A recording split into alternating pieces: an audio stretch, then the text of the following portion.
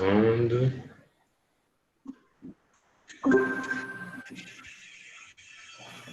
Iniciar o stream.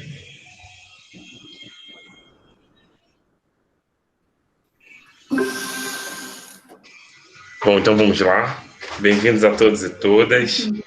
Na verdade, a vida é a arte do encontro, né? Então, é mais um momento aí que a gente se reencontra para conversar com professores da educação de jovens e adultos, né, do Maciço Baturité. Dessa vez, né, quer dizer, mais uma vez, a presença então das professoras Suzerice e a professora Lucélia, que estiveram conosco, né, na live anterior, e agora, então, mais uma vez participando aí desse momento em que agora, tecnicamente, vai dar certo, né? Então, o meu muito obrigado, mais uma vez.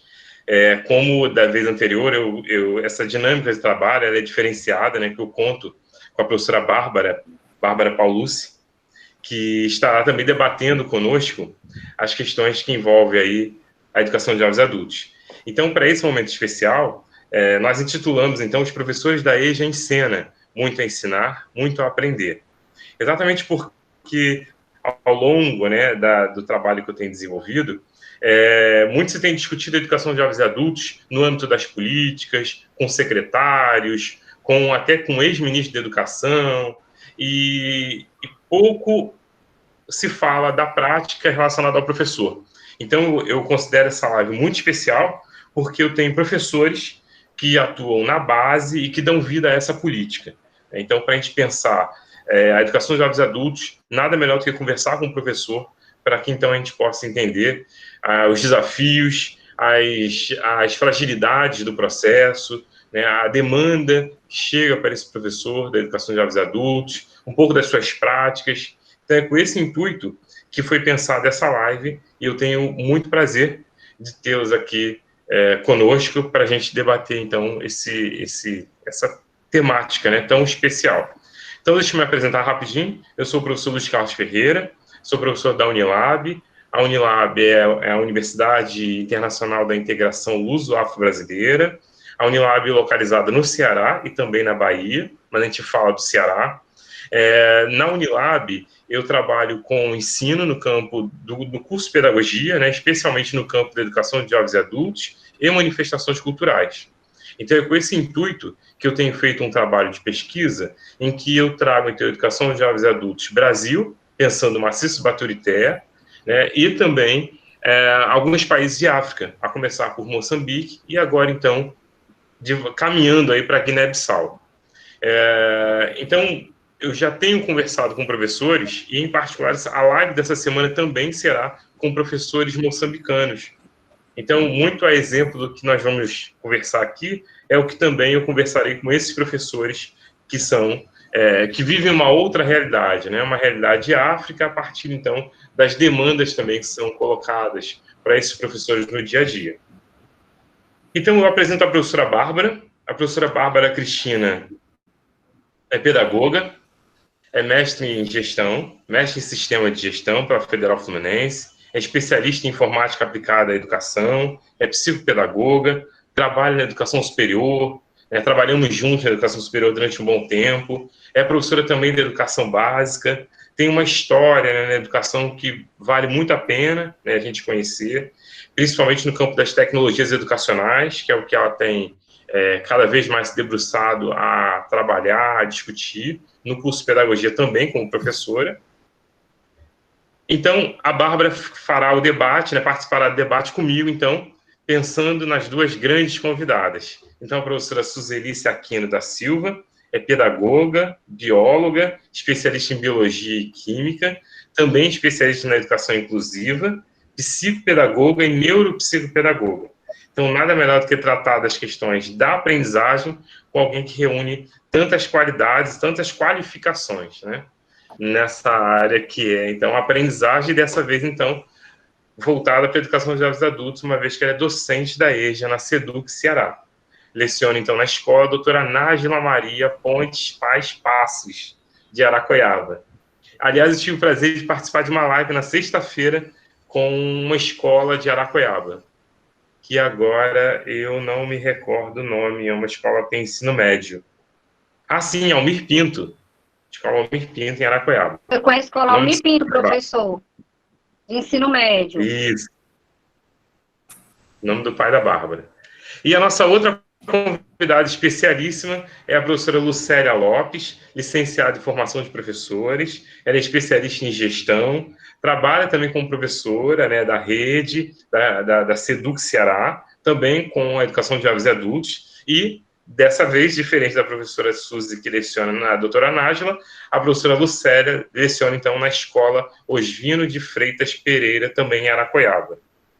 Para quem nos ouve, o Araquaiaba, onde fica, né? Araquaiaba, então, é um dos municípios do maciço Baturité, né? Então, é um município do estado de Ceará, também localizado na microrregião do Baturité, que faz parte da mesorregião do norte cearense.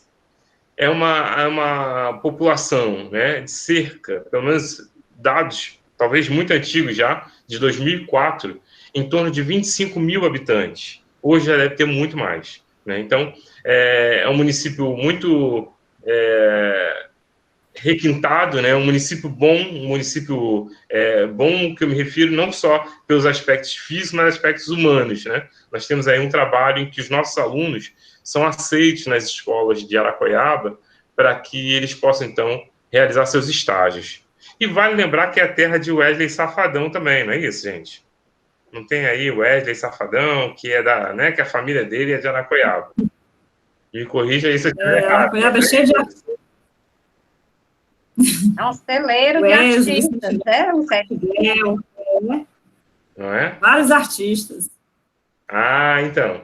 Então, eu passo a palavra para a professora Bárbara para ela se apresentar e depois a gente já começa com as questões em que vocês também podem se apresentar e já engatam nas questões que a gente começar a tratar, tá certo? Então, professora Bárbara, um prazer, mais uma vez, estar contigo aqui nesse momento tão rico. Para a gente é sempre bom dizer que o conteúdo da live ele serve para as pesquisas, para as produções, daí então o interesse da gente retomar esse momento tão rico para que isso pudesse ficar registrado, tá certo? Então, professora Bárbara, é um enorme prazer. Então, fale um pouquinho conosco. Boa tarde, professora Suzy, professora Lucélia, professora Nilton, muito prazer. É um prazer enorme estar aqui com vocês mais uma vez, né? Bom, o Luiz já falou um monte de coisas de mim, né? Sou a professora Bárbara, sou professora aposentada da SEDUC Rio, né? E onde eu passei 30 anos como professora da educação básica e passei por várias instâncias, inclusive trabalhando com educação de jovens e adultos um bom tempo, né? Quando eu me aposentei, inclusive, eu estava no Seja Rocinha, né? Não sei se vocês conhecem, já ouviram falar certamente da Rocinha, né? Que é a maior favela da América Latina, e eu trabalhava no Seja Rocinha, que é uma modalidade da educação de jovens e adultos que nós temos aqui na SEDUC Rio. Sou professora universitária durante já mais ou menos 20 anos, que eu sou professora da educação superior, trabalhando com os cursos de pedagogia e licenciaturas, discutindo, como o Luiz falou, muito a questão da tecnologia e das políticas públicas, né, que é a área que eu permeio aí, né, discutindo políticas públicas e tecnologias educacionais, e é um prazer enorme estar aqui com vocês. Eu já vou aproveitar e vou deixar um gancho aqui para quando vocês se apresentarem, vocês já começarem a discutir, né, a falar com a gente, a conversar com a gente. Nós estamos num momento de pandemia, é um momento muito peculiar, eu acho que da história da humanidade, que pegou a todos nós de surpresa, e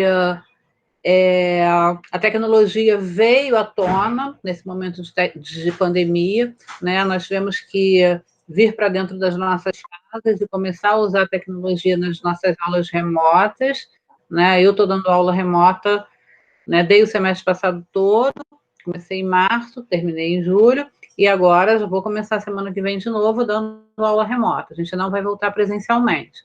Então, eu gostaria muito que vocês falassem um pouquinho para a gente como é que a educação de jovens e adultos, na experiência de vocês, lidavam antes da pandemia com as questões da tecnologia e como vocês estão lidando hoje, né, nesse momento de pandemia. Tá bom, professoras? Então, aí eu passo a palavra para a professora Suzy, que vai se apresentar e conversar um pouquinho com a gente. Muito obrigada, é um prazer enorme estar aqui com vocês. Só para destacar a presença do professor Anilton, professor e diretor, né, da escola da professora Lucélia. Eu quero agradecer a participação e a presença dele, tá certo? Tá, Então, muito obrigado, professor convidadas. Carlos. Muito obrigado. Fiquem à vontade, então, para vocês falarem sobre como vocês chegaram até a EJA e já engatem, então, na questão que a professora Bárbara fez, já colocou para a gente? Pode ser? Então, Certo. Vamos lá. Suzelice, Boa começa? tarde. Comece, professor. Boa tarde a todos. Professor Dr. Luiz Carlos, né? Professora Bárbara, né? Certo? Prazer, né? Conversar com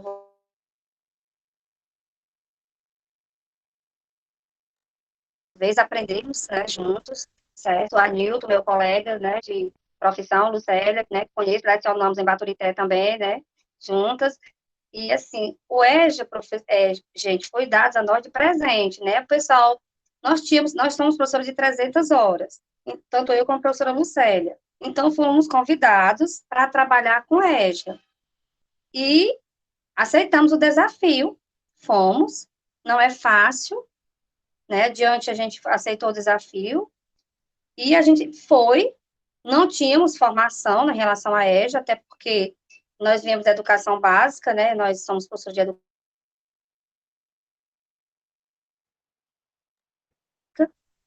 E a gente caminhou. Seguiram na recebendo a formação da Unilab, que é a nossa parceira, certo? A Unilab deu uma formação para a gente, muito boa, mas foi essa única formação, e depois, assim, eu comecei a buscar cursos, reciclagem, buscar cursos EAD, para que eu pudesse me aperfeiçoar e trabalhar melhor com a EJA. Porque, como são alunos que eles trabalham o dia todos, outros já são egressos de sistemas penais, né? Outros são pais de família, em algum momento da vida eles já deixaram de estudar, já tiveram um descrédito da escola, eles já foram excluídos. Então, a gente procura sempre agregar eles, né? Oportunizar eles, ofertando a eles mais oportunidades, incentivá-los a estudar, buscar melhorar as oportunidades, fomentando um meio de que eles não se evadam da escola. Antes da pandemia, a gente tinha aquele contato todos os dias com eles, e estava ali presente, a gente conversava, a gente olhava no olho a olho. E depois da pandemia, muitos deles, como eu tenho pessoas já idosas, assim como a Lucélia, essas pessoas mais idosas, elas não sabem mexer nessas ferramentas.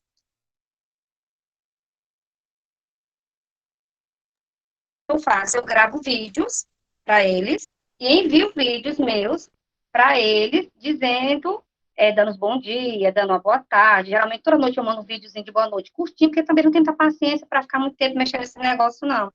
E perguntando como é que eles estão. E alguns deles se sentem entediados, se sentem menosprezados, porque eles estão muito tempo em casa, não têm muito acesso, não saem muito, porque não podem, são do grupo de risco. E, normalmente, ninguém pode sair realmente, só se realmente tiver muita necessidade. E com relação a outros alunos, toda noite, eu tenho uma hora, um aplicativo. São todos não.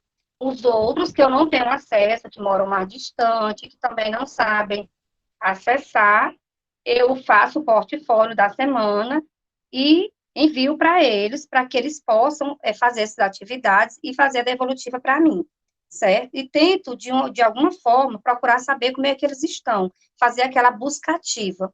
Porque se eu não faço a busca ativa de procurar saber como é que eles estão vivendo, o momento, né, eu estava vendo uma pesquisa hoje, né, e nós estamos vivendo a maior pandemia do século XXI, né, nós não tivemos até então, nós não tínhamos tido nenhum momento tão brusco como a gente está tendo, de retirada das escolas, de ninguém saber,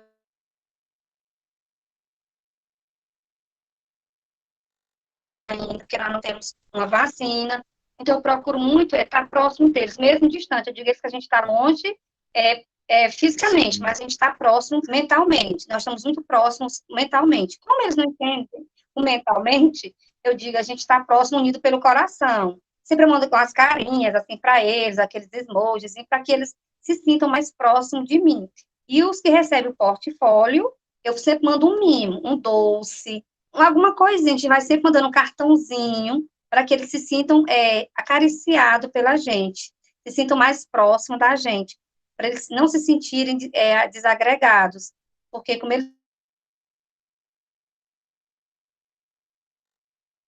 acham que a gente não vê eles não estão sentindo acolhido. Então, eu sempre faço esse momento com eles, de mandar sempre um mimozinho para eles. Toda semana que eu mando atividade, eu mando um mimo. Eles dizem, Tito, tá viciando nós.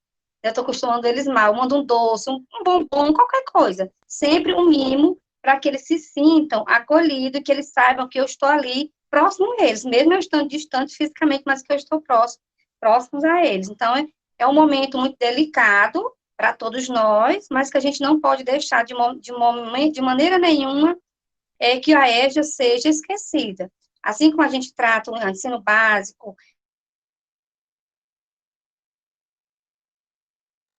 todos os recursos, a gente, como a EJA também não tem todas essas ferramentas, e eles são assistidos em algumas fases, a gente tem que procurar chegar a eles de alguma forma, certo? Então, eles fazem atividades e fazem a devolutiva das atividades para a gente. E é muito prazeroso, inclusive, eu até tenho uma das fotos, eles fazendo atividade e me enviando, eles fazendo atividade em casa. Então, para eles é o máximo fazer atividade, tirar foto e enviar para a gente realizando atividade, certo? Então, é um momento delicado, mas, ao mesmo tempo, é um momento que a gente se sente próximo deles, acolhe eles de alguma forma, para que eles não se sintam tão isolados.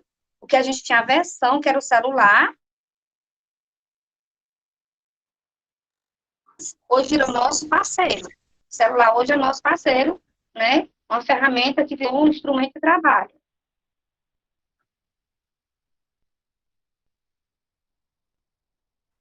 Ô, Suzy, são quantos estudantes? São quantos alunos que você trabalha? A minha turma, professor, 36. 36. Eu Ah, recebi mais um. 36.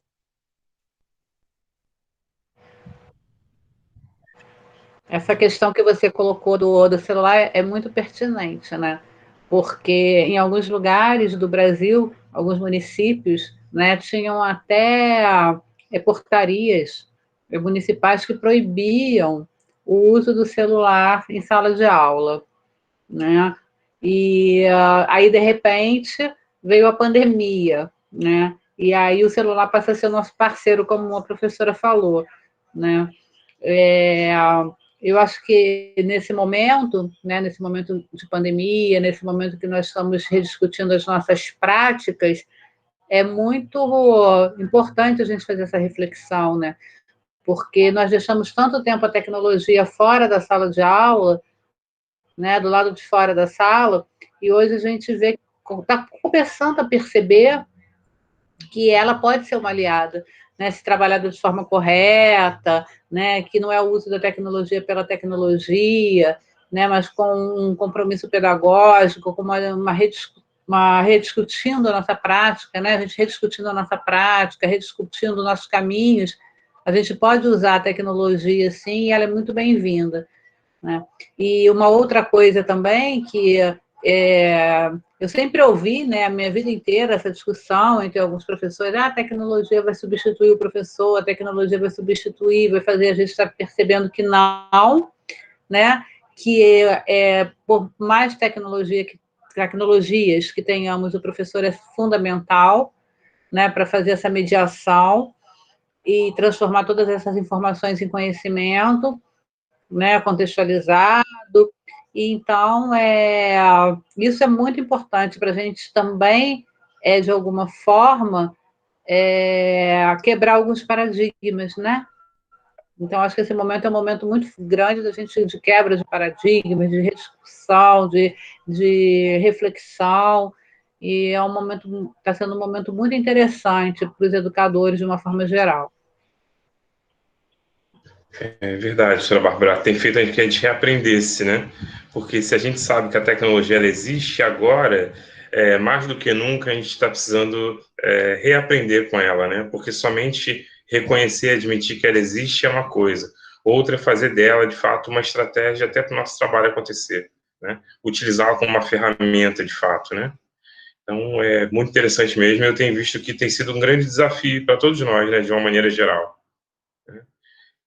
Então, professora Lucélia, pode, então, por favor?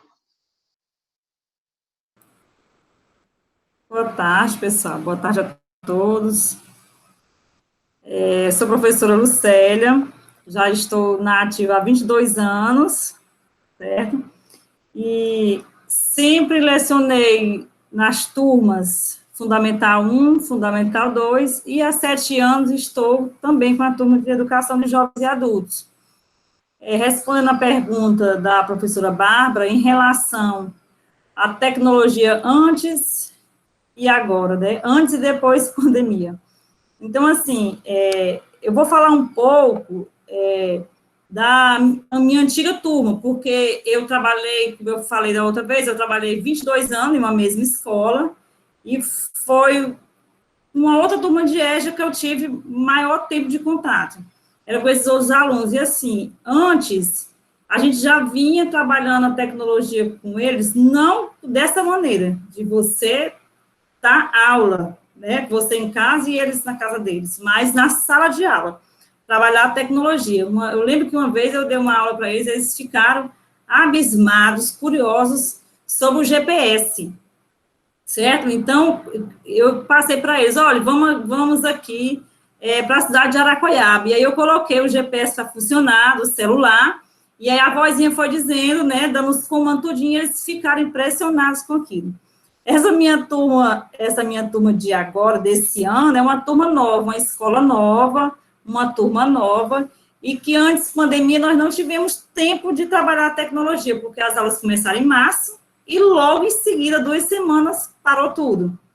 Mas a gente vinha trabalhando as aulas presenciais, né, no corpo a corpo, como bem disse a professora Suzy, era o dia a dia da sala de aula, ou à noite, né, no caso que a gente trabalha à noite. Mas, assim, depois da pandemia, nós tivemos que usar da tecnologia e fazer de tudo para que nossos alunos recebam, não 100% do que é para ser, mas pelo menos uns 90%. Porque, como a professora Bárbara falou, eu acredito que a pandemia veio também para deixar bem claro que não existe ferramenta, não existe tecnologia que vá substituir o professor. Elas vão ser as nossas parceiras, são, né? Com certeza, mas não de substituir. A prova está aí, né? A prova está aí.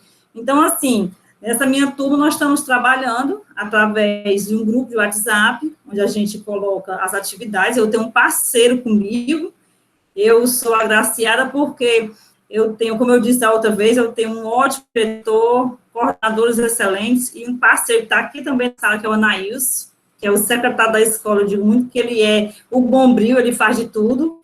E tenho também um colega professor que divide as disciplinas comigo, professor Jesus. Então, assim, a gente trabalha de 2 maneiras, certo? Uma através do grupo de WhatsApp, que a gente envia os vídeos, as atividades, eles fazem a devolutiva no próprio grupo, e outra através das atividades impressas, que são aqueles alunos da primeira e segunda etapa, que não tem ainda o conhecimento que dê para eles terem acesso ao WhatsApp. Muitos deles são pessoas idosas, não têm acesso, não sabem manusear, então fica muito difícil para eles. E nem sempre eles têm uma pessoa disponível em casa para ajudá-los. Então, a gente faz esse trabalho. A gente imprime algumas tarefas para essa clientela, faz com que chegue até a casa deles. Depois eles mandam a devolutiva, eles enviam as fotos no grupo, pede uma filha, uma amiga, alguém, e depois na escola. Inclusive, a gente já amarrou uma data para que agora, desde 15 em 15 dias, as devolutivas das atividades impressas sejam na escola, porque no final do ano a gente faz o portfóliozinho, entrega para eles todas as atividades. Mas tem dado certo, graças a Deus, né? Apesar das dificuldades, às vezes a internet não está boa, a internet cai, mas está dando certo, graças a Deus. Professora, são quantos alunos? São 26, são 26. Sei. É bem menos que a turma da professora Suzy, são 26. Então, me responde essa pergunta e depois eu vou passar para a professora Suzy, que é o seguinte, esse trabalho de vocês começou desde quando? Porque a gente, né, já tem aí mais de 100 dias, né, em que as escolas são fechadas, a questão da pandemia, enfim, ela chegou nas nossas casas, ela chegou nas pessoas que a gente conhece, e eu sei também que, em se tratando de educação escolar, tanto a escola, né, para os alunos na idade regular, como para eles, elas ficaram estagnadas. E quando foi que o trabalho foi dado start nesse trabalho? De juntar o grupo no WhatsApp, de entrega de material. Quando foi dado esse start aí? Pronto, assim, a minha turma, a gente, por coincidência, parece que a gente estava prevendo, a gente já tinha um grupo. A gente, quando nós começamos as aulas, vamos formar um grupo no WhatsApp. Caso precisasse enviar alguma mensagem no decorrer do dia, a gente já teria esse contato. Então, a gente já tinha esse grupo de WhatsApp, certo? Então, as aulas presenciais, elas pararam dia 14 de março, se eu não me engano, e aí teve uma semana de organização, e logo em seguida, a gente já passou a trabalhar dessa forma. Foi quase que imediato, né? Professora Suzy, também foi assim na sua experiência? Professor, a minha turma começou antes. A minha turma começou 17 de fevereiro, porque eu já tinha turma formada. Eu comecei 17 de fevereiro, a minha turma, porque eu já vinha com a turma formada. Então, eu comecei 17.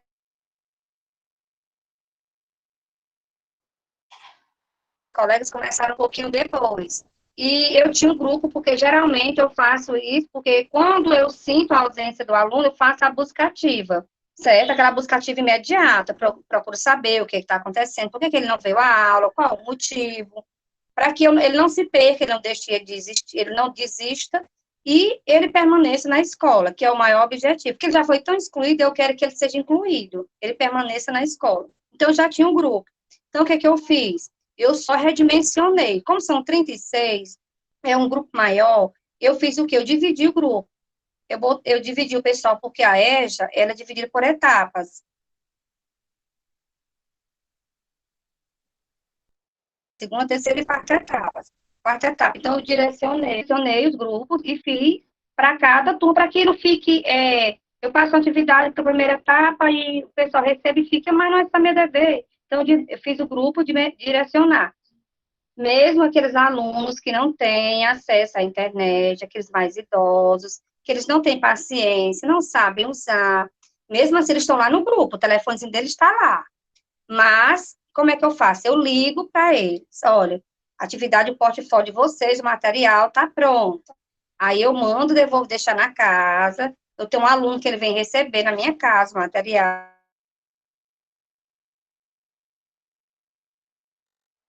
leva até eles.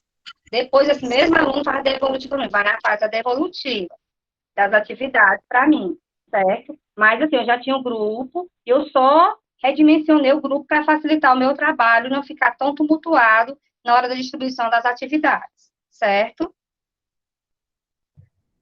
Sim. Professora, então, aproveitando o ensejo, fala para a gente sobre esses alunos, o perfil deles. A senhora já deu a pista, né, mas consegue traçar para a gente um panorama desse grupo de alunos? Eles são de onde? A origem, a questão da aprendizagem deles. Explica um pouquinho para a gente sobre o perfil desses estudantes.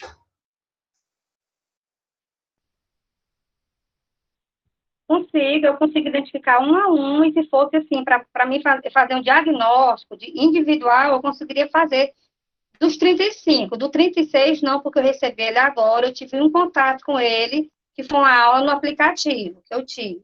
Mas dos outros 35, eu consigo descrever fielmente cada um, porque eu já conheço, né, certo? Eu já tenho uma certa vivência com eles, certo? Então, eu tenho uns alunos, eles são bastante motivados. Graças a Deus, eles são motivados, são motivados.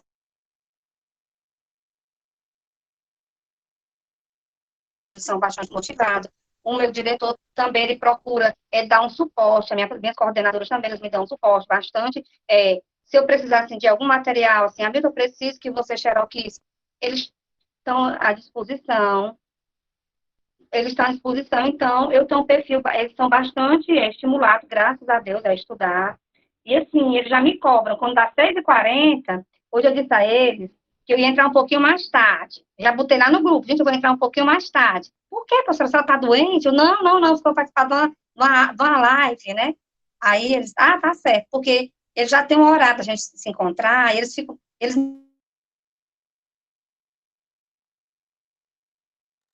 a senhora vai entrar agora, já, para mandar mandar o link para que eles possam acessar e a gente possa começar a aula. Então, eles são motivados, eles são participativos, né? Eu tenho jovens que são mães de famílias, eu tenho um menino, certo? Mas elas, assim, muito participativas, são bastante, elas interagem no grupo, elas perguntam, são bastante interativas. A faixa etária deles, consegue saber? Eu tenho um grupo com 22.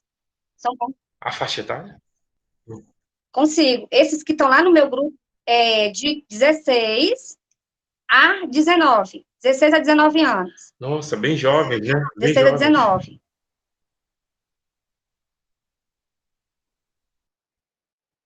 Jovem, né? Certo? Eles conseguem, são bem parceiros mesmo, eles interagem comigo, eles tiram dúvidas, eles perguntam, certo? Até às vezes alguma coisa não tem nada a ver. Professora, eu posso lhe perguntar isso? Eu digo, pode perguntar. Certo? Às vezes não tem nada a ver com a avó, pode. Porque como eles não estão me vendo, eles querem perguntar. Eu respondo, tá lá na aula, pergunta, eu respondo. Não tem problema, não. Então, a gente é um grupo bastante unido, certo? Aí eu tenho um pessoal que já são mais idosos, que eu tenho que é um trabalho diferenciado, que requer uma atenção maior, que eu ligo para perguntar se eles conseguiram fazer a atividade. Aí ele diz assim, fazer tudo, onde foi que você não conseguiu? Por que você não conseguiu? Aí eu digo assim, onde foi que você não conseguiu? Veja aí, onde foi que você não conseguiu fazer? Por quê? Porque às vezes eles estão tão mentalmente estressados, de tanto estar dentro de casa, que eles não conseguem. Aí eu leio para ele a questão, porque eu tenho a minha matriz. Eu mando para ele o portfólio, mas eu fico com a minha matriz. De toda semana eu tenho a minha matriz, para que eu não me perca ali na atividade.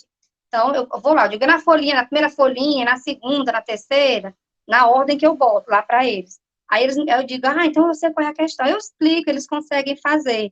Aí eu estou mandando já a tarefa agora para eles pintar. Essa semana eu enviei para eles uns bonecos. E mandar para confeccionar uns bonequinhos de gesso. Aí mandei esses bonequinhos de gesso, para eles desopilar, para eles pintarem. Professor, não, virar criança, eu digo, as aulas de arte. Aula de arte. Essa semana vão fazer aula de arte. Eu consegui mandar uns bonequinhos para eles pintarem e depois me mandarem. Né, tirar foto e me mandar, no celular de alguém mandar a foto e do exemplo dos bichinhos que eles vão pintar, os bonequinhos, para poder, que eles estão tão cansados mentalmente, eu disse que eles estão muito ansiosos. Vocês estão igual meninos, vocês estão muito ansiosos, né? Então, vou mandar uma atividade diferente. Quando chegou, eles me ligaram, que eles não entenderam porque eles receberam um saquinho com tinta guache, umas folhinhas enroladas e uns pincéis para pintar. Aí eu disse que era as aulas de arte. Gente, que barata a experiência. Que rico isso. Por quê? Para ver se distrai, se eles, né, para que eles não se sintam inferiorizados em relação aos outros. Legal. Certo? Eu já tenho até meus bonequinhos, depois, se vocês quiserem, eu trago para mostrar para vocês. Tá lá embaixo, deixei até alguns que eu não consegui ainda mandar do outro, porque ele está doente, ele está muito gripado. Muito gripado, eu não consegui mandar. Ele veio buscar atividade hoje. Eu disse, olha, você não vai levar porque ele está muito gripado e está com febre. Como a gente está nesse momento da pandemia, então é melhor que você não leve, não vai deixar, porque pode ser que seja Covid, pode ser que não seja, então vamos evitar. Então você não vai levar. Eu já liguei para ele. 9 da manhã eu liguei para ele, olha, ele não vai deixar sua atividade.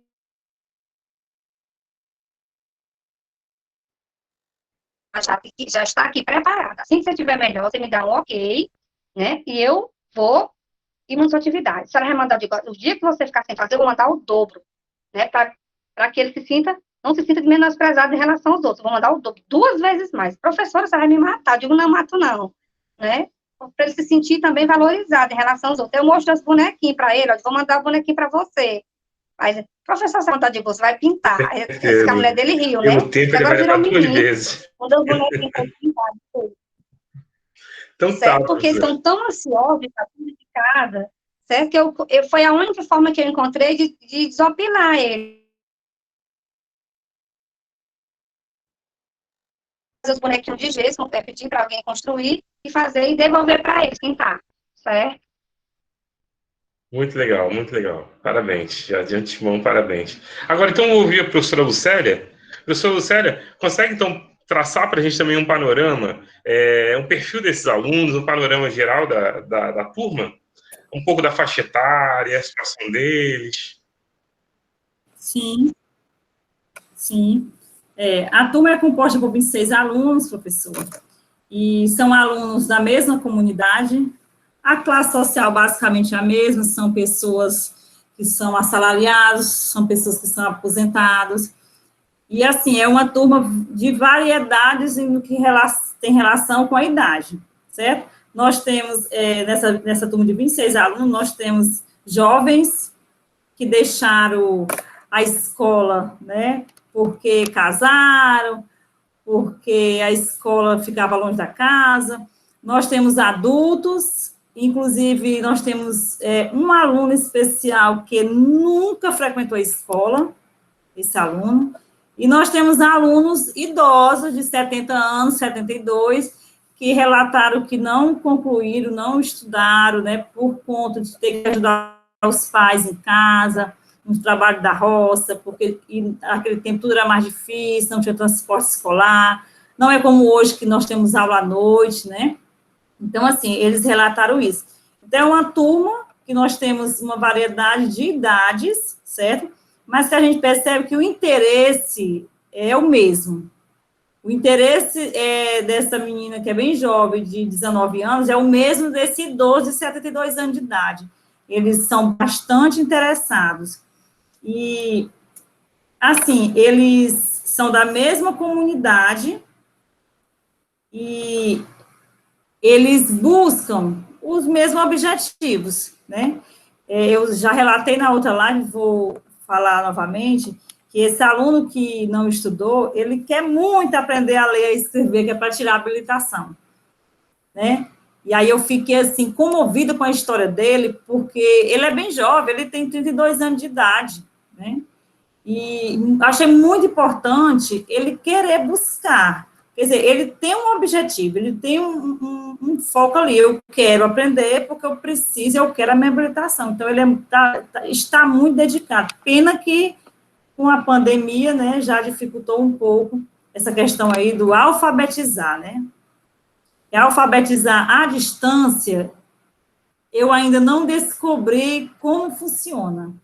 Alfabetizar, eu já trabalhei 2 anos com crianças de 6 anos de idade, que é o primeiro ano, turminha de 6 anos, que era para mim alfabetizar, ensinar a ler e a escrever. E, na minha concepção, ensinar a ler e a escrever é o dia a dia do chão da sala de aula. Tem que ser o corpo a corpo ali. Não conheço um método que faça com que o professor aqui, o aluno lá, vá aprender a ler e escrever. Principalmente se tratando de adultos, né? Porque se tratando de crianças, tem os pais que estão, né? Quer dizer, e como vocês colocaram no início, nunca os professores foram tão lembrados durante esse período da pandemia, né? Em que os pais se remetem ao professor com as dificuldades que eles têm encontrado nesse processo de ensino, né, e aprendizagem. Então, cada vez mais, durante esse período, o professor foi muito lembrado. Então, quando a gente fala da criança, essa relação é mais fácil, né, porque tem alguém que pode vir a ser aquele que vai conduzir, né, mas quando se trata de um adulto, quem vai, né, eu imagino que seja um desafio também seu, né, e não perder o link com esse estudante e continuar permitindo, né, com que ele esteja motivado, o que é o mais difícil, né? Verdade, é verdade. A criança, ela tem ali o pai, ela tem a mãe do lado, né? Exato. E o adulto, dificilmente vai ter alguém, né? E talvez nesse período, né, em que a gente esteja falando tanto do ensino remoto e que a gente muito faz menção sempre à escola regular, à criança, esquece do adulto, do idoso, daquele que está na educação de jovens adultos, por exemplo, é um caminho mais tortuoso quando a gente fala da aprendizagem, né? Por conta disso que a gente está colocando aqui, não tem esse alguém que esteja partindo de um acompanhamento, é muito mais difícil. A gente está falando de uma esposa, do filho, que pode até ajudar, mas fica sempre aquela condição se tem alguém, né? E com a criança a coisa é diferente, né? É verdade. E, assim, aproveitando o gancho da motivação, né, que a professora Lucélia levantou e que o professor Luiz, né, também enfatizou, eu queria perguntar para vocês a questão da motivação aliada também à questão da infraestrutura das escolas que vocês trabalham, a infraestrutura da educação de jovens e adultos de uma forma geral no município que vocês atuam, a questão da capacitação dos professores para trabalhar, por quê? Né?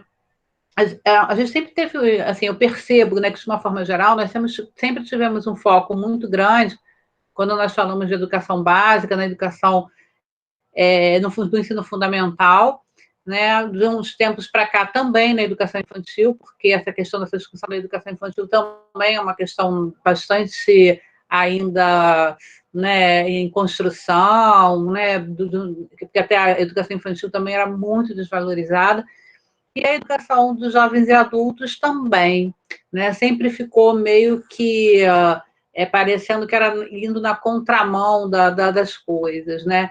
Então, você fica ali naquele cantinho, você dá aula ali, não tem problema, mas na escola, a escola noturna, então eles usam as cadeiras e as mesas do aluno do dia, que é o aluno menor, né, que não é o aluno adulto ainda, o aluno da educação básica, do fundamental, às vezes até do fundamental 1. Às vezes os alunos da educação de jovens e adultos não têm acesso a refeitório, né, em muitos lugares, eu pessoalmente já vi isso, né, nesses 30 anos aí de ensino público, eu vi muito isso, não tem acesso a refeitório, não tem acesso à merenda, a merenda não chega, ele chega do trabalho com fome à noite na escola, querendo comer alguma coisa, querendo fazer um lanche antes de ir para a sala de aula, e em muitos poucos lugares isso é pensado, né, de oferecer um lanche para um aluno quando ele chega, né, na recepção desse aluno que vem, né, desse rapaz, dessa moça, desse jovem, desse adulto, né, que vem do trabalho. Então, assim, as bibliotecas, maioria quase que absoluta, não abrem à noite, ficam fechadas, ficam trancadas com cada cadeado desse tamanho.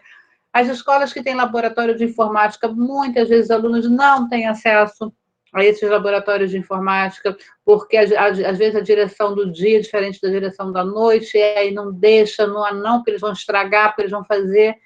Então, assim, como professora do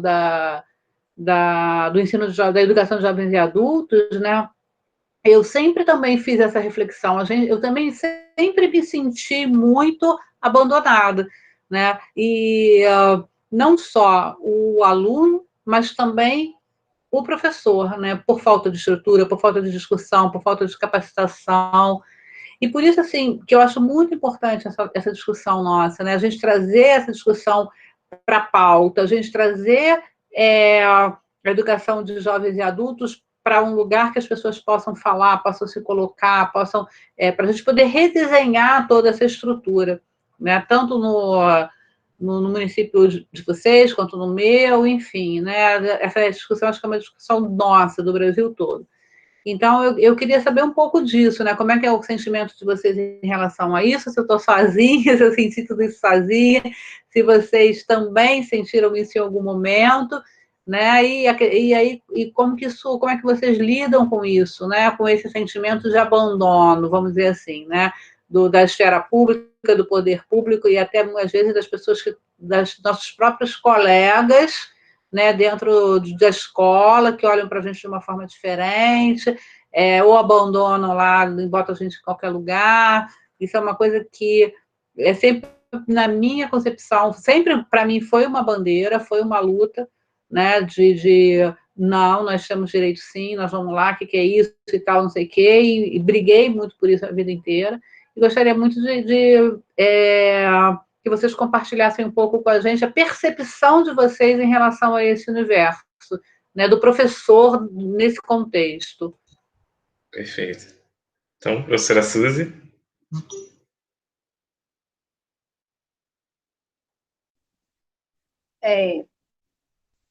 Como a professora Bárbara falou, quando a gente começou, eu acho que a professora Lucélia lembra também, a gente já foi até marginalizada, entre aspas, né? Porque a gente não tinha acesso à cantina, a gente não tinha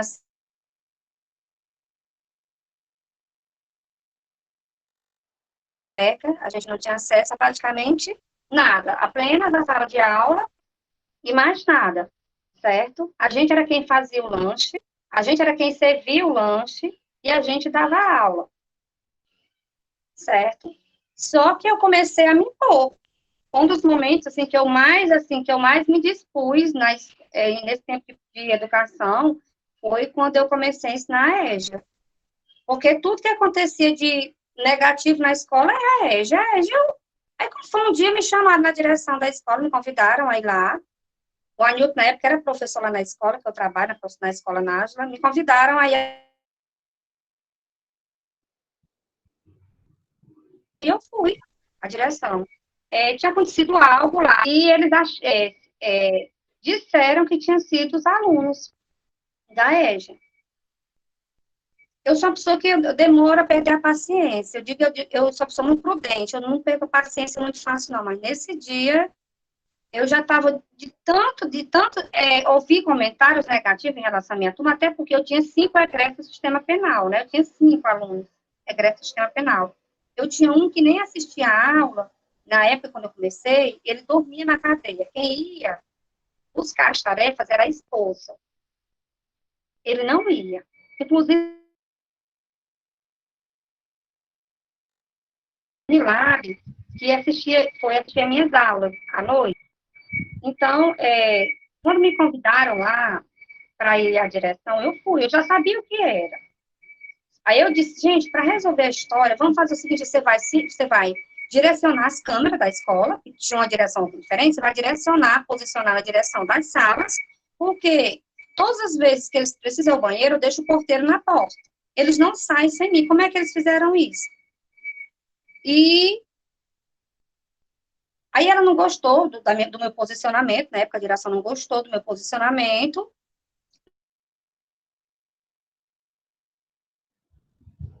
Disse que se eles não mudassem a postura, iria ter que fechar a turma. Eu disse, não, a turma não vai fechar, até porque aluno de EJA é aluno tanto quanto os outros sistemas regulares, gente. Aluno de EJA rende dinheiro para o município.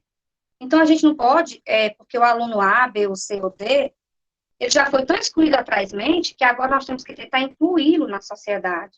Se ele já foi em algum momento, já fez ou cometeu, aí eles me citaram esse rapaz, que era egresso, esses 5, aí eu disse, olha, inclusive eu tinha, todas as sextas-feiras, eu tinha por obrigação fazer um relatório desses 5 rapazes. Desse rapaz também eu teria que fazer e enviar para a Sejus, que é a Secretaria de Justiça do Estado. E eu fazia. Então, eu disse para então, não acontece isso. Eles realmente, se eles cometerem alguma coisa, eu não sou da justiça, eu não trabalho na justiça, eu sou apenas professora. Meu papel aqui é tentar inseri-los na sociedade. Marginalizados, eles já estão. Eu não posso denegrir a imagem deles diante dos outros. Eles são alunos tanto quanto os outros. Aí eu fui mostrar para elas, na nossa LDB 9394/96, onde é que a EJA se inclui. Eu disse, gente, está aqui a EJA, se inclui aqui, encontra-se aqui, que são alunos do sistema educacional do município, né? Eles fazem parte, eles geram renda para o município, em outras palavras, né? E eles precisam mais, olha, eu preciso que vocês me deem uma pessoa que limpe a sala e uma pessoa que faça o lanche. porque eu não tenho condições de dar conta de lanche, de sala e de dar aula. Ainda mais com os alunos que têm esse, né, esse perfil. Aí, eles conseguiram, ficaram de pensar, eu continuei dando a minha aula normal, todas as noites, chegando no meu horário, chegava mais cedo, a aula começava às 7, chegava às 6h30, já para evitar que eles cometessem, até que eles respirassem mais fundo para acontecer alguma coisa até mais grave, chegavam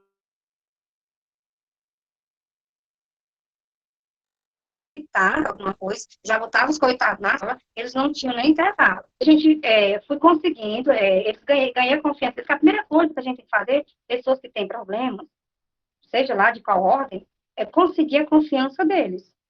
E eu consegui a confiança desses alunos, inclusive desse rapaz, hoje ele trabalha como frentista, esse rapaz que cometeu esse crime aí, ele é frentista em um posto em Fortaleza, de gasolina, de combustível.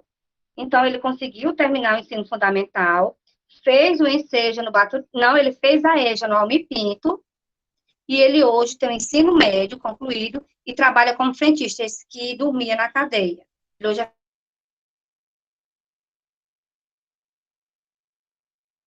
um emprego, tem a família dele hoje, família constituída. Esses outros, alguns conseguiram, ainda trabalham, outros trabalham, não tem emprego fixo, mas trabalham, outros continuam estudando no ensino médio, mas, assim, a gente teve que se impor. Foi o momento de me impor, de mostrar a realidade de cada um, porque vindo de classe social muito baixa ou inferior, de famílias desajustadas, que moram em comunidades, que trabalham o dia todo, que não tem uma perspectiva muito grande de crescer, se ele chega, ele não recebe apoio, ele não vai muito longe da escola. Como ele já teve um outro momento que ele já teve que sair de lá, porque ele não foi bem acolhido, ele vai sair do mesmo jeito. Aí, a gente conseguiu. Eu consegui a pessoa para fazer o lanche e limpar. E continuava sempre com o pé atrás, com a minha turma, mas assim, eles me tratavam até hoje. Eles me tratam com respeito imenso. Porque eu consegui conquistar a confiança deles. Eu costumo dizer, não sou eu que vou julgá-los. Não faz parte da justiça. Isso é uma questão básica de cidadania, né? É o que o próprio parecer, né, 11 de 2000, vai falar das diretrizes, menciona, né? É dar direito ao direito à educação, né? Quer dizer, é fazer com que esse estudante perceba que ele não está ali sendo um agraciado. Não, né? É direito dele. É direito dele ter direito a uma educação, né? Uma educação em condições de permanência, uma educação em condições de igualdade aos demais outros. Quer dizer, é um pouco das funções da educação, da educação de jovens e adultos que o parecer tanto preconiza, né? E que não pode ser deixado de lado. Quer dizer, direito a ter direito, né? Que é algo que parece que é um favor, né? Parece que, então, a escola cede o espacinho outro para que esses alunos estudem, e não é isso. Né? Não é isso que a gente está tratando. A gente está tratando de um direito constitucional, advindo também na própria LDB, e tantos outros documentos, né? Nós avançamos até aí. Bárbara, quer comentar uma coisa? Você usou uma palavra que eu estava com ela aqui na minha cabeça. As pessoas acham que estão fazendo um favor para o professor. Eu vou quebrar teu galho, meio que assim, né? Porque faltam realmente políticas públicas sérias que tenham um investimento, né, sério, porque, como bem disse a professora, está lá na LDB, está lá no parecer, né? Está lá em todos os documentos que nós temos aí. Os estados e os municípios, eles recebem dinheiro, né, para que essa modalidade aconteça. Então, ninguém está fazendo favor nenhum, é obrigação de dar uma educação de qualidade, é uma obrigação que eles tenham acesso à biblioteca, a laboratórios de biologia, de química, de informática, que eles tenham realmente qualidade, que eles possam fazer atividades extra-classe, que eles possam passear dentro da escola, que possam usar o pátio, a cantina. Como assim? Não pode usar a cantina? Fiquei chocada com o que a professora falou, né? Não podiam nem usar a cantina. Então, assim, não é favor, não, é obrigação. E se essas Sim. pessoas estão nessa condição hoje, né, nessa defasagem idade-série, isso é um estudo mais complexo ainda para a gente saber por que elas estão. Por que chegaram a esse ponto? Por que nós temos um número no Brasil muito grande de pessoas que estão nessa situação dessa defasagem de idade séria? Então, isso é uma reflexão, né? Uma pesquisa que algumas pessoas já discutem, já pesquisam sobre isso. Nós temos aí vários pesquisadores que discutem isso, né?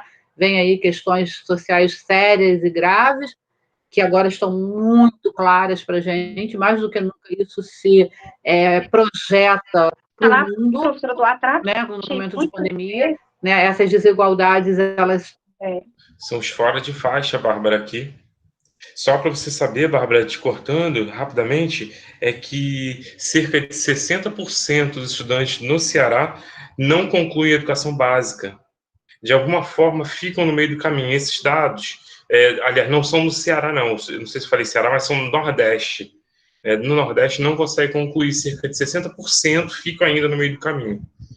E tem uma outra questão, que nós temos um diretor de escola, que ele muito bem pode até entrar para conversar com a gente, que é que hoje suas dificuldades encontradas para esses diretores manterem as suas turmas de educação de jovens e adultos. Esses diretores, Bárbara, por conta de um sistema que mede, né, a gestão da escola, um dos indicadores é a permanência, né? Claro, não só matricular, mas a conclusão desses alunos. E dentro desses indicadores entra a educação de jovens e adultos, quando, na verdade, é uma modalidade em que a evasão é muito alta. Então, o que acontece na prática? Eu sou diretor de escola, sei que a EJA é uma modalidade que muito evade. Logo, isso vai comprometer os meus números no final do ano. No final do ciclo avaliativo lá para a CRED, para a SEDUC, esse número que sai é um número que eu perco em indicador. Isso compromete a minha gestão, inclusive está na gestão. Então, qual é a opção que muitos diretores têm? É de não oferecer turmas de educação de jovens adultos. Então, como eu trabalho com estágio em EJA, os alunos passam a ter dificuldades em encontrar turmas abertas de EJA, porque ou o diretor abre, né, buscando aumentar o número de matrículas acima da média, já contando com evasão, ou ele então não abre, opta por não abrir. Porque se é uma escolha, eu vou optar por aquilo que não vai comprometer a minha gestão. Então, é muito delicado quando a gente entra nesse sistema que mede, né, e que avalia a gestão da escola por conta desses resultados. E a gente sabe que a educação escolar, com todas as aspas, ela é mais fácil de controlar. Né? Porque você tem um pai para responsabilizar, você tem um conselho tutelar, e o jovem, o adulto, fora de faixa, né, que busca a escola pela segunda, terceira, quarta vez. E quando ele sai, eu faço o quê? É menos um. Né? O professor Newton está aí, quer dizer, é menos um a render, né, pontos positivos para essa minha gestão. Então, eu trabalhei tanto, fiz isso, fiz aquilo, e no final das contas eu perdi X alunos. Então, é uma conta muito difícil de se fazer. E essa conta tem comprometido a abertura de turmas. A nossa... Não ouvi vocês falarem, não ouvi, não. Foi atrelada ao número de matrículas, ao rendimento final. Entendeu? O governo do estado ele fez essa soma para poder chegar ao resultado final. Então, quanto mais se evade, menor é a nossa proeficiência. Então, para isso, os diretores não estão mais ofertando as EJAs já por conta da evasão. Não é porque não querem, é por conta desse sistema que é muito cruel, como a Bárbara está colocando, é que é muito cruel. Né? Então, ele vai colocar a avaliação do gestor que se empenhou durante todo esse tempo lá embaixo. Aí, sim, o que fazer, né? Aí, nesse caso, é um trabalho talvez tão solitário que o diretor e a gestão, né, de uma maneira geral, né, pedagógica da escola, os professores, é que precisam dar as mãos para que esse trabalho aconteça de modo mais favorável para que o aluno, pelo menos, entre e saia. Né? Se ele vai renovar, se ele vai continuar, é outra história. Mas pelo menos que ele entre e saia. Professor Nildo, quer falar alguma coisa? Eu acabei cutucando aí, mas... E na sexta-feira eu tive com diretores de escola. Nessa live, eu tive 2 diretores de escola. E eles colocaram também as dificuldades deles com relação a isso. Pois é. Bom, boa noite a todos. Só uma pequena participação, porque como o professor Luiz Carlos disse, eu fui cutucado, Participação né? especial, tá vendo? Sem esperar, viu? Pois é. Bom, esse é o primeiro ano que eu assumo a gestão de uma escola, mas, assim, eu sempre fui um fã do trabalho da EJA. Sempre aconteceu. A minha irmã, ela começou sua carreira profissional na EJA, isso há 20 anos atrás, quando o programa ainda se chamava Brasil Alfabetizado, né, que o índice do Brasil era muito alto. Essa questão da gente abrir turma de EJA realmente é um grande desafio. E o desafio maior é fazer com que esses alunos permaneçam, motivar esses alunos. Este ano, nós estamos na Escola Oswaldo de Freitas, e é uma comunidade que já teve EJA, como eu falei, no início do projeto, lá nos anos 2000, 2001. Então, desde esse tempo, a comunidade ela não estava sendo assistida de EJA. E o que a gente percebeu é que muitos pais tinham dificuldade de assistir aos seus filhos, porque não tinham um grau de escolaridade adequado. Então, recebemos a luz verde da Secretaria de Educação, que infelizmente queria ver matrículas, né? E aproveitando essa deixa, então, olhando para um lado humanitário, não para o lado da questão de matrículas, nós saímos às ruas da comunidade, fomos Lucélia, eu e a outra professora, saímos na comunidade andando de casa em casa, perguntando quem na casa tinha alguém que ainda não tinha um 9º ano completo, o ensino fundamental. Nós fizemos uma pré-matrícula, conseguimos 23 alunos, e depois surgiram mais 3, agora nós temos 26 alunos. No grupo de WhatsApp, nós temos uma boa participação, então eu estou confiante, né, nessa turma de EJA. Infelizmente, tem a questão dos dados finais, né, que é a questão, como a Suzy bem falou, da proeficiência. Bom, neste caso, quando a CRED olha os números, olha os dados, o número de evasão, não quer saber qual foi o ano que ocorreu, né, é a evasão da escola em si.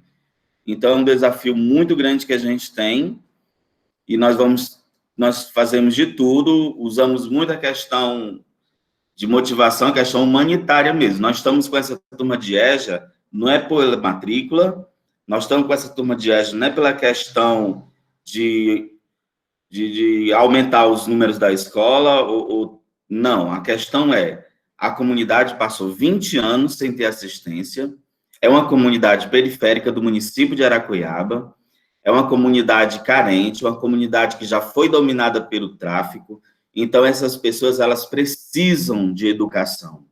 E a escola, graças a Deus, esse ano está se ampliando, né, com essa EJA, as pessoas estão participando, as pessoas estão chegando à escola, coisas que não faziam há muito tempo, e graças a Deus estão fazendo, e nós estamos superando esse desafio. Estamos tirando uma pedra deste muro.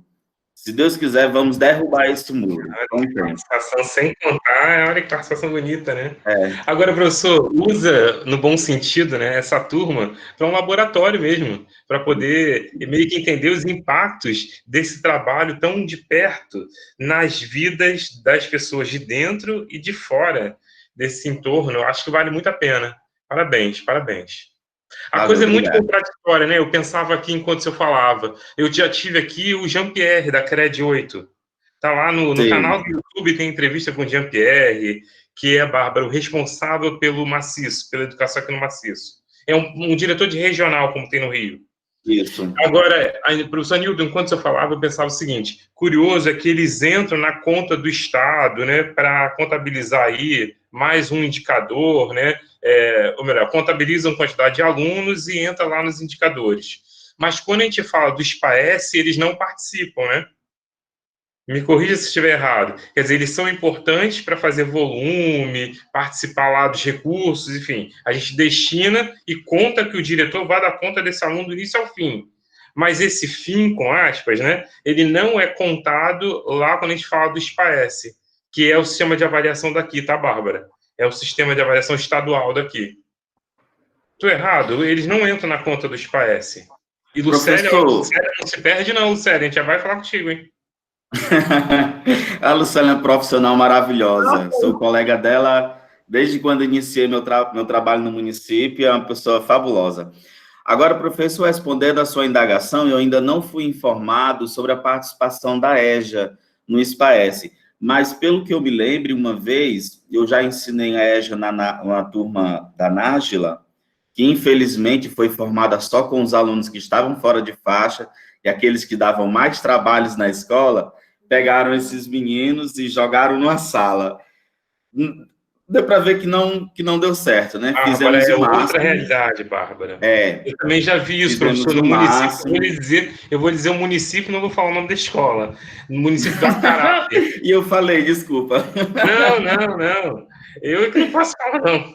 O município do Acará tem uma escola que tem 2 turmas, Bárbara, durante o dia até. Mas são adolescentes, porque são alunos fora de faixa da própria escola, que eles criaram uma turma de aceleração, né? Porque não abre matrícula para a matrícula externa, só deixa esses alunos fora de faixa num outro contexto, que é a EJA. Então, é uma realidade dentro da outra, né? Quer dizer, são os mesmos alunos, indisciplinados, desmotivados, isso, aquilo, aquilo outro, num outro formato, que aí passa a ser educação de jovens e adultos. Muito delicado. É comum acontecer no Brasil, em vários municípios do Brasil. Não só no Nordeste, mas no Sudeste, em todas as regiões. Isso é muito comum. Esse tipo de prática é muito comum. Inclusive aqui na nossa região, é muito, né, no Sudeste do Brasil, é muito comum isso acontecer. Esse tipo de...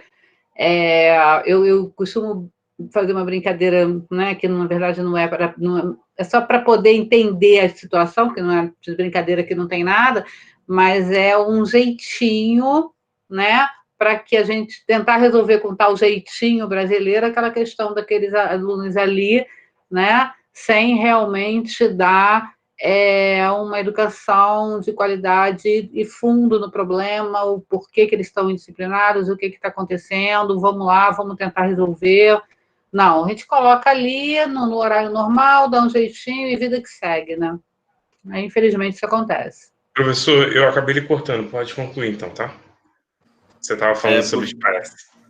Pois é porque essa turma que foi composta nesse formato, os alunos que estavam originalmente matriculados no 9º ano, eles tiveram que fazer a prova do SPAES, porque a turma ela foi formada, eu acho que em abril, mas em março já tiraram o espelho dos alunos, aí eles tiveram que ir para a sua turma original fazer a prova do SPAES. Mas eu não sei realmente se a EJA ela participa do processo. Certo. Obrigado, tá? Muito obrigado pela participação. Valeu, eu que agradeço. Lucélia? Estou sempre à disposição.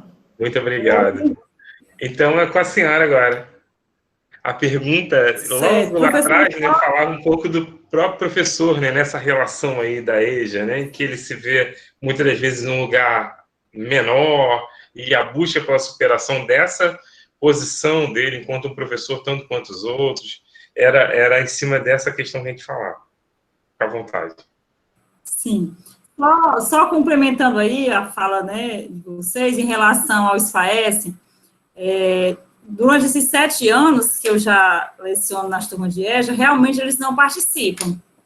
Eles não participam das provas do SPAES, eles não participam da Olimpíada Brasileira de Matemática, de Portuguesa, eles não participam. Só teve um ano que eu solicitei que tirasse chefes até para eles testarem o conhecimento deles, para eles participarem de uma avaliação diferente, uma avaliação externa. Aí foi feito esse ano, que foi em 2018, que eu ainda estava na outra escola. Mas, assim, para vigilar, realmente, eu não sei esse ano como será, né? Mas, realmente, eles ficam de fora dessas avaliações externas, né? E voltando às pontuações dos questionamentos da professora Bárbara, né?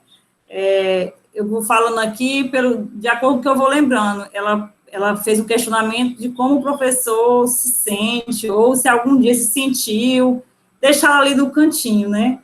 Então, assim, como eu falei da outra vez, eu já tive essa experiência, sim, né, da exclusão.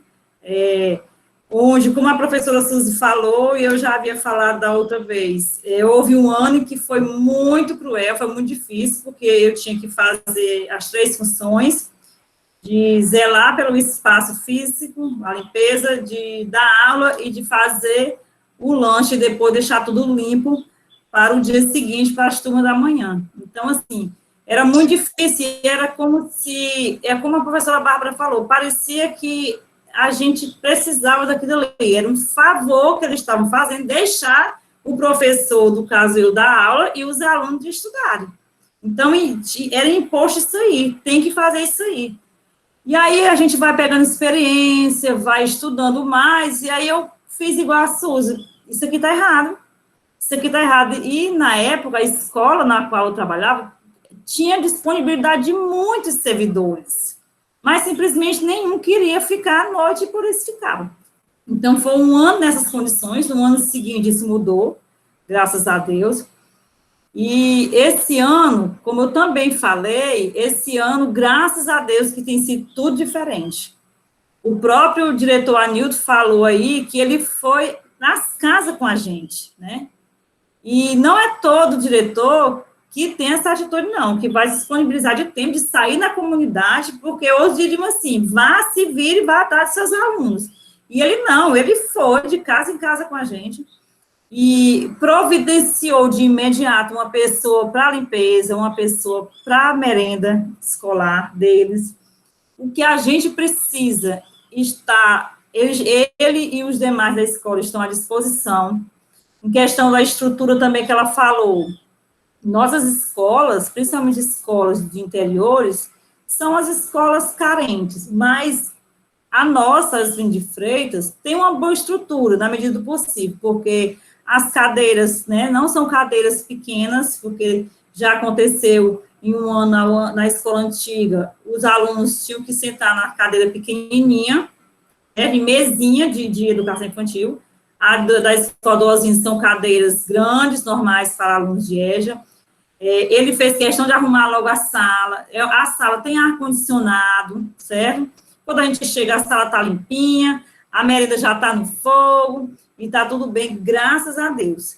Quanto à formação, né, que a professora Bárbara também nos questionou, nos anos anteriores, a gente tinha, assim, a gente tinha encontros mensais na Secretaria de Educação, e as coordenadoras do EJA, né, que estavam na secretaria, elas passavam as formações.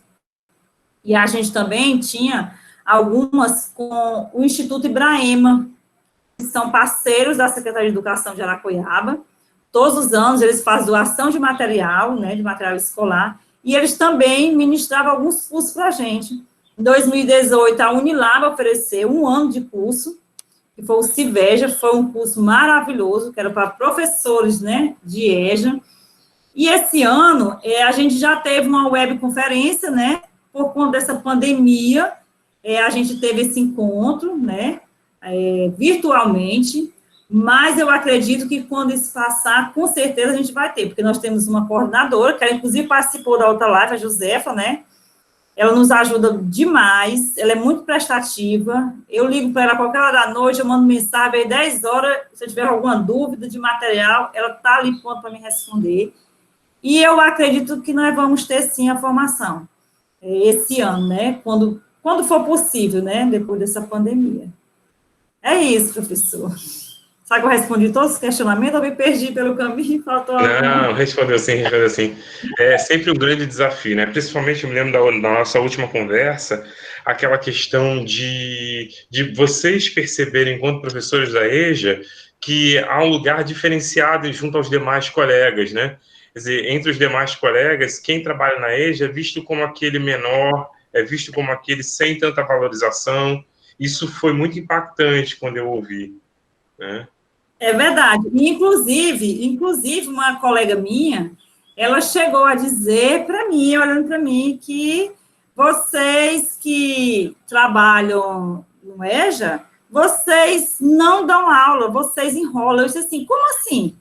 Como assim enrola? Se eu chego no meu horário, se eu cumpro meu horário, se eu repasso conteúdo, os alunos estão ali comigo, como é se enrolar?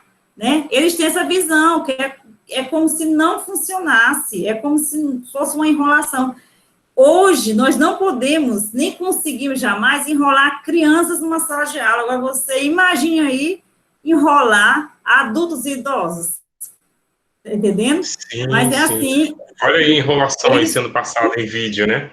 Olha aí o que chamam de enrolação. pronto. Alguns colegas têm essa visão de achar que a gente não deveria ganhar o mesmo salário que eles. Sério, nós trabalhamos a medir muito, viu? Oi? Que a gente- Essas últimas A gente trabalha muito, a gente tem que buscar ideia, tem que se explicar muito, viu? Porque se a gente não tiver essas ideias, a gente estiver buscando ideias, não estiver se reciclando, a gente não consegue manter os nossos alunos lá o tempo todo, não. Né? Então, é bastante... eu me motivo, cada vez que eu vou... Certo? Professora, então comenta suas imagens aqui. Certo, então... Professora Suzy já está com o microfone, já comenta suas imagens. E professora Lucélia, então, conclui com as imagens também. Certo. Pode ser? Pode ser. Volta aí, por gentileza. Vai começar no início, tudo. acho que a minha são do início, por gentileza. Tá nas da Lucélia. Olha aí. É esse trabalho diferenciado que faz toda a diferença, né? Como o professor Newton colocou, o fator humano, né? Esse fator humano que é o que contribui para que esses alunos acreditem na educação, né? Percebam o valor que tem a educação para as vidas deles. Né? Então, são histórias muito bem contadas como essa. Mas vamos lá. Professora, por favor, volta naquela imagem anterior, aquela primeira lá, daquela que está escrevendo de costa. Essa? Eu acho que ela é a primeira, depois da nossa apresentação, é a 2, a imagem... Essa aí, Suzy. Isso, essa imagem 2, essa senhora aqui, ela foi vítima de violência doméstica, certo? E, assim, um dia ela chegou para se matricular na escola e para conversar comigo. E eu conversei com ela, deixei a turma lá e fui conversar com ela. Gente, essa mulher, assim, ela tem uma história de vida que você fica assim, meu Deus, eu lá sei de nada, essa mulher aqui é uma enciclopédia.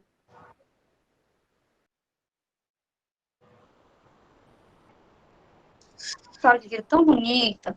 E, assim, ela é muito participativa. Hoje, ela quer concluir o ensino fundamental, ela está fazendo a 4ª etapa lá, ela faz a 4ª etapa da EJA, muito aplicada, muito dedicada. Diz que conseguiu se livrar, desvencilhar da violência, conversando comigo, deixou o esposo, né? Deixou ele na casa, veio embora, mora em outra casa com outra pessoa, e hoje ela estuda comigo, é minha aluna altamente participativa, ela tem, assim, sabe, essa aqui é uma das que eu converso também o tempo muito com ela, porque eu tenho muito receio de que ela é muito ansiosa, de que ela desenvolva uma depressão, mas graças a Deus ela está bem. Legal. A professora consegue fazer um resumo das outras? Então, eu convido eles também a ela trabalha muito a monitoria, professora Bárbara. Vamos, essa aqui foi uma feira cultural que a gente foi lá na escola Almi Pinto, eu levei eles para essa feira cultural, né, o Carlos, que hoje é porteiro, ele trabalha, funcionário, essas duas aqui, mais a dona Raimundo, minhas duas velhinhas, duas anciãzinhas, né, e o Daniel, aquele lá de blusinha laranja lá atrás, é aluno do ensino médio agora, essas duas aqui, elas têm vontade de escreverem um livro, vão escrever um livro, viu, elas duas, vão escrever um livro, Daniel hoje é funcionário da CAGES, viu, esse aqui agora é porteiro, trabalha como porteiro, conseguiu um emprego também, graças a Deus. Então, vou tendo contato. Pode passar para a próxima.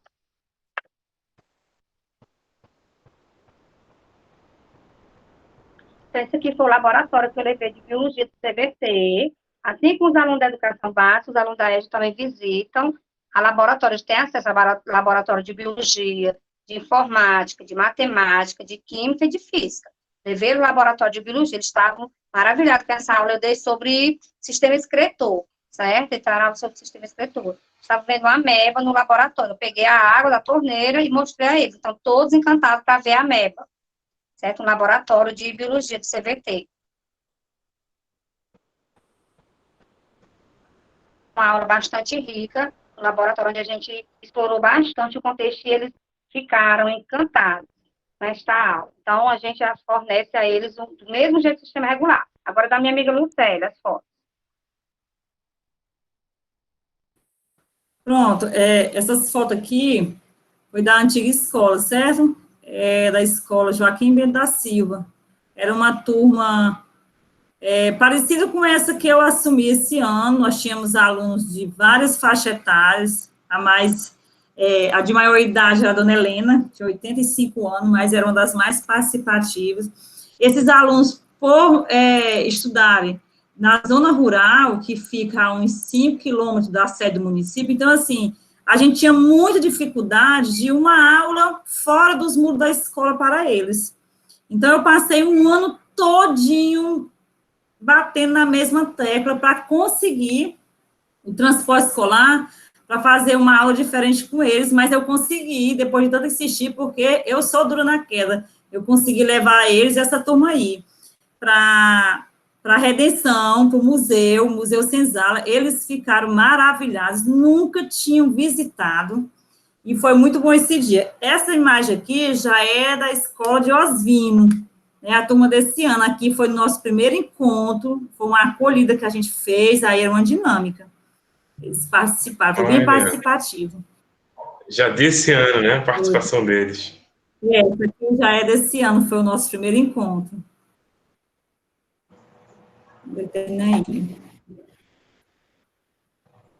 Bárbara?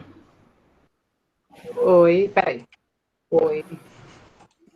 Já estou voltando aqui. É porque eu tenho que parar para estava interrompendo a apresentação.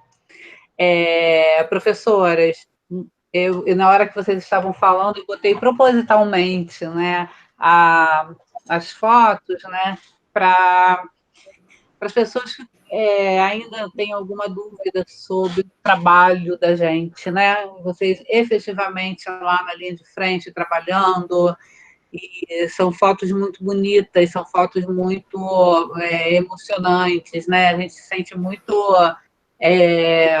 estimulado a continuar a nossas reflexões, os nossos debates, os nossos trabalhos em sala de aula, quando a gente vê esse tipo de trabalho. Então, primeiro, né, eu gostaria de parabenizá-las aí pelo trabalho belíssimo, né? O depoimento de vocês hoje aí, das duas professoras e do diretor também, do professor Newton, foi muito impactante, né? Me deixou muito feliz, né, de saber que nós temos pessoas ao nosso lado aí nessa luta, né? Então, agradecer ao professor Luiz por me convidar mais uma vez para estar aqui com vocês, né?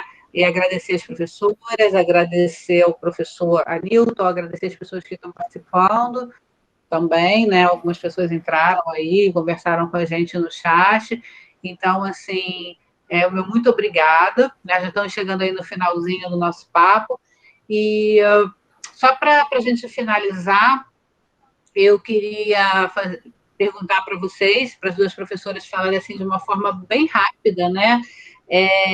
Se estivesse na mão de vocês, o que vocês mudariam aí, né, na situação do EJA, né, da EJA hoje no Brasil, né, que com as condições de garantia de acesso, de permanência, a infraestrutura física, não sei. O que se vocês estivesse na mão de vocês a mudar alguma coisa na educação de jovens e adultos no Brasil, o que vocês fariam? Já deixo aqui previamente os meus sinceros agradecimentos a todos. Muito obrigada, de coração. Obrigado, Sra. Bárbara. Além da pergunta desafiadora, né? É a pergunta de ministra da Educação agora, professora Suzerice. Professor,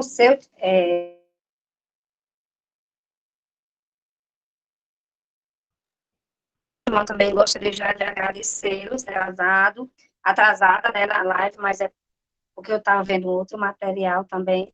Mas, assim, se eu tivesse a oportunidade, eu associaria um curso técnico, porque eu acredito que os cursos técnicos, eles ajudam muito.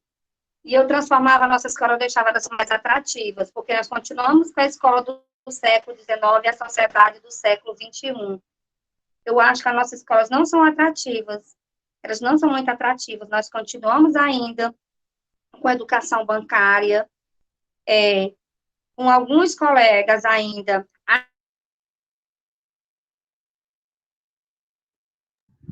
educação se faz dentro dos muros da escola, certo?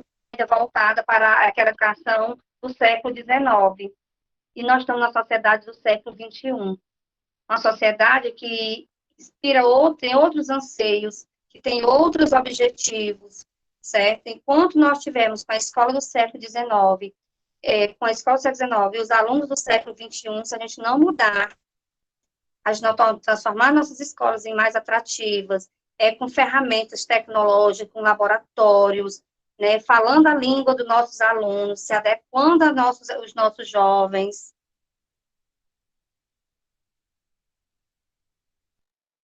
Vamos conseguir muita coisa. Nós só vamos conseguir quando nós estivermos falando o mesmo vocabulário do meu aluno. Quando eu chegar lá na comunidade, como o professor Nilton bem falou, né, na escola Oswaldo de Freitas, que é uma comunidade aqui bem próxima, que a gente passa, né, uma periferia, e que, assim, a gente vê o nível de social. Então, assim, enquanto alguns professores, graças a Deus, está mudando, não tivermos preocupado, né, graças a Deus que essa é a minoria, com o pessoal, nós não tivermos empatia pelo próximo, nós não vamos muito longe, não. Eu costumo dizer que a gente tem que chegar ao nosso aluno, ver como é que o nosso aluno vive, como é que ele chegou lá, será que ele se alimenta? Jantou? Será que ele dormiu direitinho, né? Então, a gente tem que caminhar junto com ele. Então, sociedade do século XXI com a escola do século XIX. Temos que transformá-la, deixá-la mais atrativa. Quanto mais atrativo, mais alunos nós vamos ter, menos evasão nós vamos ter na escola. Se a gente não fizer isso, a gente não se debruçar em cima disso, não tiver amor pelo que a gente faz, empatia pelo próximo, nós não vamos conseguir muita coisa. Só se a gente tiver muita empatia pelo próximo, respeito pelo nosso semelhante. Se a gente tiver isso, o professor começar a pensar, todos os professores falar a mesma língua, voltar para o nosso aluno, ver a sociedade que ele está. Mas na minha época, lá 20 anos atrás, 30 anos, mas hoje não é assim. Nós temos que pensar como nosso aluno. Então, a gente tem que ver muito isso. Então, se eu tivesse essa oportunidade, eu equiparia mais as escolas, eu tornaria mais atrativa, eu fazia mais cursos, capacitaria mais professores, eu trazia a família para a escola e tornaria concursos técnicos. Aí eu acho que a gente tinha aí um upgrade bastante motivador. Nossas escolas, elas iriam ser mais atrativas, certo?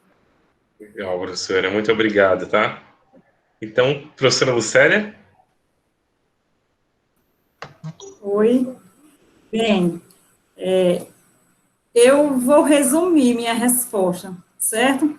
Então, assim, eu faria com que, ou por implementação de projetos, mas eu faria com que as turmas de EJA fossem vistas, tivessem os mesmos direitos que as outras turmas regulares da educação básica têm.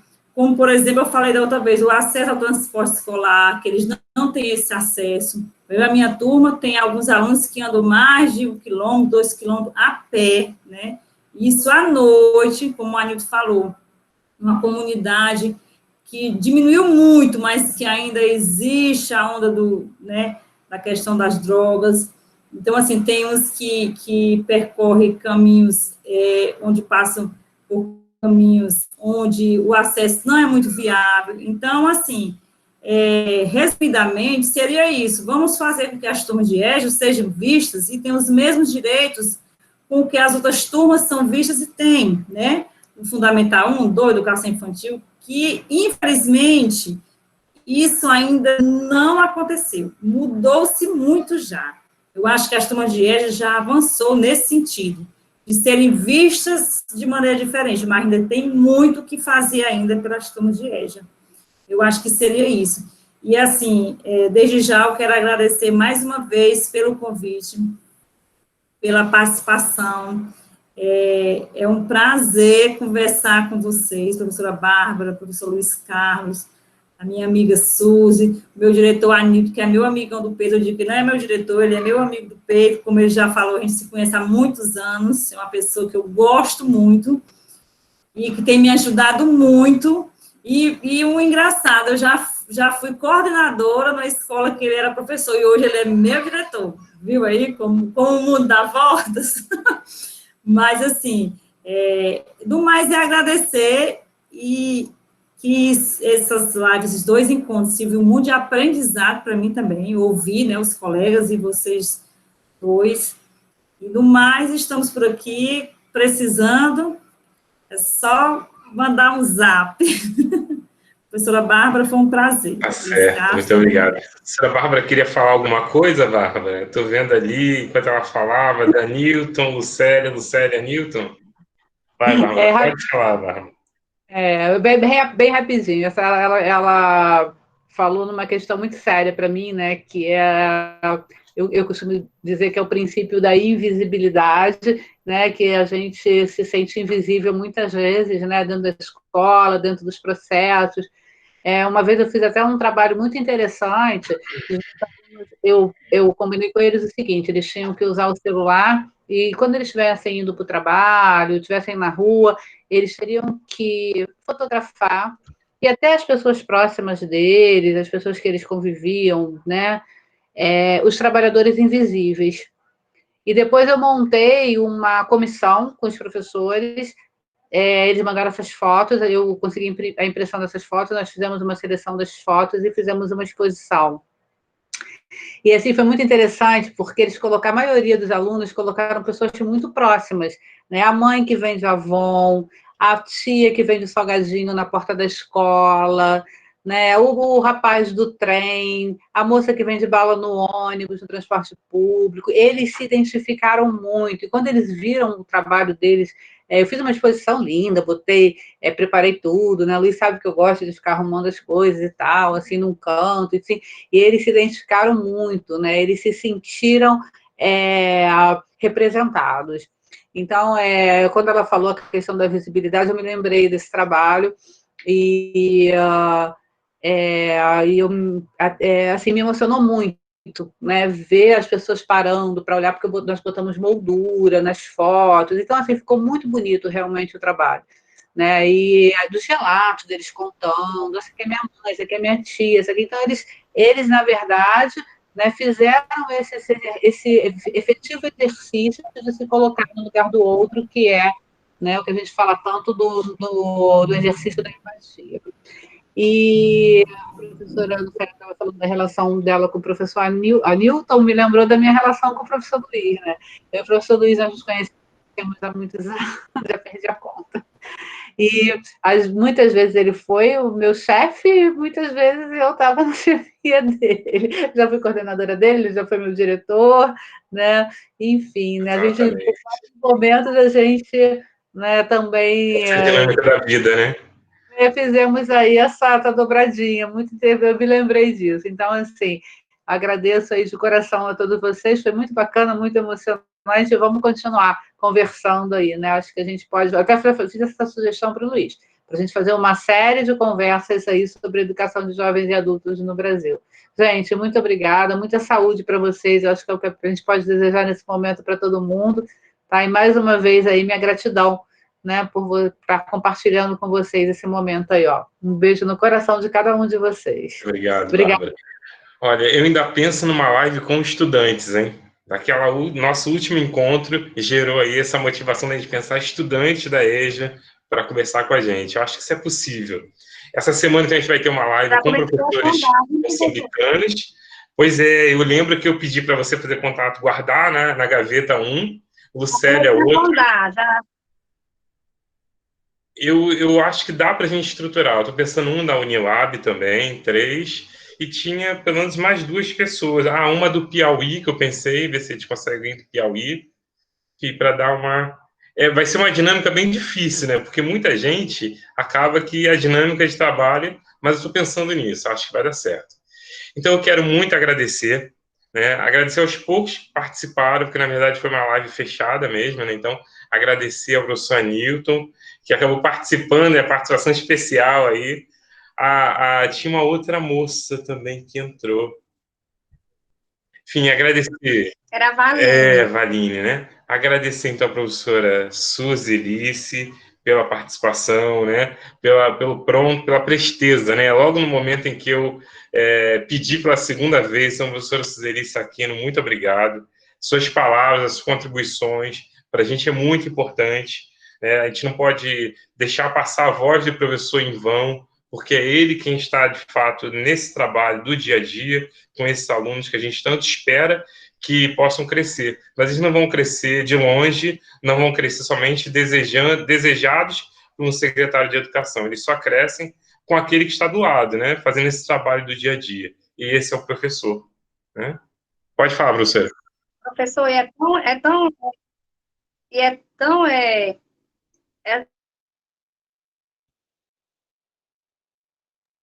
para mão, a gente está construindo esses dois documentos, tanto a BNCC, que é o nosso norte, né? O nosso DCRCE. Vocês acreditam, gente, que na BNCC já consta alguns instrumentais da EJA, mas no DCRCE, eu estava conversando agora com o professor, meu colega, da UES, e eu não encontrei, já virei para frente e não encontrei nada da EJA. Eu disse, olha, professor, vamos lá no Estado, vamos ter que botar aqui alguma coisa. Agora vai entrar, professor, na EJA, porque nós vamos fazer o nosso DCRC do Estado, vai constar parte do município, do currículo. E no currículo nós vamos fazer questão, já falei com ele hoje, e nós vamos incluir a parte da EJA, que ele não vai ficar de... São esses avanços que a gente precisa ter, né? Quer dizer, não adianta a gente estar lutando por uma EJA que não apareça nos documentos curriculares, porque na BNCC já não aparece mesmo. No período em que ela foi aprovada, ficou-se evidente, né, que as discussões, elas delegaram aos estados e aos municípios fazer essas adaptações para a EJA. Então, a BNCC não inclui, né, então é um profundo lamento, né, que a gente precisa fazer sim, porque a gente está colocando a EJA no lugar comum aos demais, e ela não é. Por isso que ela é uma modalidade, ela não é a escola da criança, ela é uma escola diferenciada, né? Então, exige todo esse trabalho pedagógico diferenciado. Então, mais uma vez, meu muito obrigado. Professora Lucélia Lopes, muitíssimo obrigado também pela presteza. Quando eu fui chorar lá, olha, a live não foi gravada, ela prontamente, não, pode marcar, e eu estarei sim. Então, meu muito obrigado. As suas palavras também, para a gente, interessam demais. Né, conhecer o dia a dia, né, porque uma coisa é a gente ouvir falar, outra coisa é a gente consultar os livros, outra é consultar os dirigentes, mas esse trabalho por quem faz, né, por quem passou pela sala de aula, é de grande valia. Principalmente, Anilton, no seu caso, né, que passou pela escola e agora está numa gestão. Então, como a vida é isso, né, é exatamente esse momento que nós estamos na gestão, né, nós não somos gestão, estamos. Então, o que nós somos verdadeiramente é professor, né? Então, somos professores para que a gente possa passar por todos esses lugares. Então, o meu muito obrigado e até a próxima, né? Então, na quinta-feira, já convido vocês também para uma live com professores que também estão nas salas de aula ou que estiveram nas salas de aula dos países africanos, que é uma realidade muito diversa. É aquele chão batido, é aquela escola que não é bem escola, são unidades de ensino. Então, se tiver curiosidade, 17 horas, quinta-feira, tá bom? Bárbara Paulucci, me despeço de você também. Tão longe, tão perto, né? Estamos tão perto do coração, perto da amizade, perto de tudo, mas distante aí geograficamente. Então, muito obrigado. Em setembro estarei no Rio e quero vê-la, tá bom? Então, obrigado a todos vocês. Obrigado a todos e todas. Obrigado demais. Tudo de bom.